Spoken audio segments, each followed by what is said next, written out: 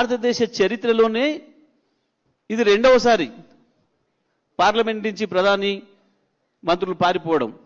ఒక్కసారి వాడు కసబుగాడు వాళ్ళు దాడి చేసినప్పుడు జరిగితే, నిన్న లక్షలాది మంది మన బిడ్డలు, వాడెవడో దేశద్రోహి, కానీ వాళ్ళ మన బిడ్డలు వచ్చి ప్రశ్నిస్తే అడిగితే ఒక పిరికి తండ్రిలాగా పారిపోయింది మోడీ.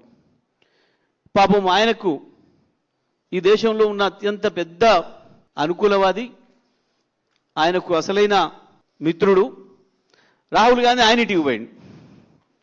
పార్లమెంట్లో ఈయనను వదిలిపెట్టి, దెబ్బలు తింటున్న పిల్లలను వదిలిపెట్టి, ఆడపిల్లలను వదిలిపెట్టి ఆయన ఇంటికి పోయింది.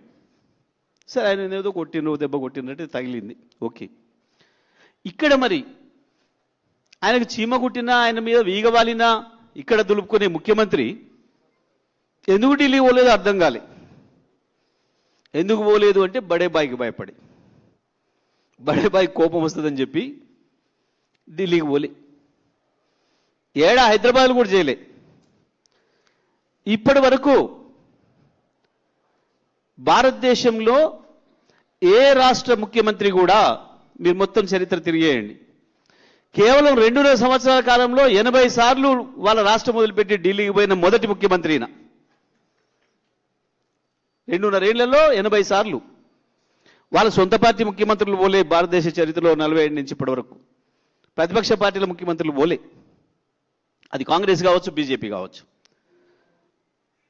కానీ బీజేపీ ప్రధానమంత్రుడిగా ఒక కాంగ్రెస్ ముఖ్యమంత్రి 80 సార్లు ఢిల్లీ పోయిన సందర్భం ఇది. కానీ నిన్న ఒక్కసారి పోలే. రాహుల్ గాంధీకి దెబ్బ తగిలిందంటే కూడా పాపం పరామర్శించడానికి ఆయన ప్రధానమంత్రిని చేద్దాం అనుకుంటాడు, దెబ్బ తగిలితే పోడా. మనిషి పైకి కాంగ్రెస్లో, లోపల బీజేపీలో, నరేంద్ర మోడీ వెంట.